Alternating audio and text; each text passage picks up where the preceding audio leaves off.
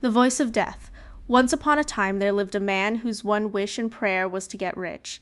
Day and night he thought of nothing else, and at last his prayers were granted, and he became very wealthy. Now, being so rich and having so much to lose, he felt that it would be a terrible thing to die and leave all his possessions behind. So he made up his mind to set out in search of a land where there was no death. He got ready for his journey, took leave of his wife, and started. Whenever he came to a new country, the first question that he asked was whether people died in that land, and when he heard that they did, he set out again on his quest. At last he reached a country where he was told that the people did not even know the meaning of the word death. Our traveler was delighted when he heard this, and said, "But surely there are great numbers of people in your land, if no one ever dies?" "No," they replied, "there are not great numbers, for you see from time to time a voice is heard calling first one and then another, and whoever hears that voice gets up and goes away, and never comes back." "And do they see the person who calls them?" he asked, "or do they only hear his voice?" "They both see and hear him," was the answer. Well, the man was amazed when he heard that the people were stupid enough to follow the voice, though they knew that if they went when it called them they would never return.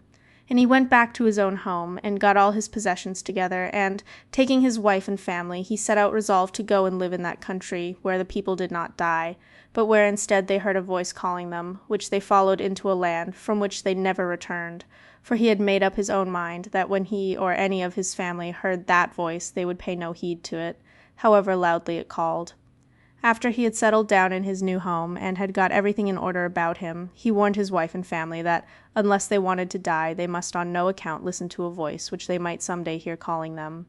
For some years everything went well with them, and they lived happily in their new home. But one day, while they were all sitting together round the table, his wife suddenly started up, exclaiming in a loud voice, "I am coming, I am coming," and she began to look round the room for her fur coat. But her husband jumped up, and taking firm hold of her by the hand, held her fast and reproached her, saying, "Don't you remember what I told you? Stay where you are unless you wish to die." "But don't you hear that voice calling me?" She answered, "I'm merely going to see why I'm wanted. I shall come back directly." So she fought and struggled to get away from her husband, and to go where the voice summoned. But he would not let her go, and had all the doors of the house shut and bolted. When she saw that he had done this, she said, "Very well, dear husband, I shall do what you wish, and remain where I am." So her husband believed that it was all right, and that she had thought better of it, and had got over her mad impulse to obey the voice. But a few minutes later she made a sudden dash for one of the doors, opened it, and darted out, followed by her husband. He caught her by the fur coat, and begged and implored her not to go, for if she did she would certainly never return. She said nothing, but let her arms fall backwards, and suddenly bending herself forward, she slipped out of the coat, leaving it in her husband's hands. He, poor man, seemed turned to stone as he gazed after her hurrying away from him, and calling at the top of her voice as she ran, "I am coming, I am coming." When she was quite out of sight, her husband recovered his wits and went back into his house, murmuring, "If she is so foolish as to wish to die, I can't help it." I warned and implored her to pay no heed to that voice, however loudly it might call.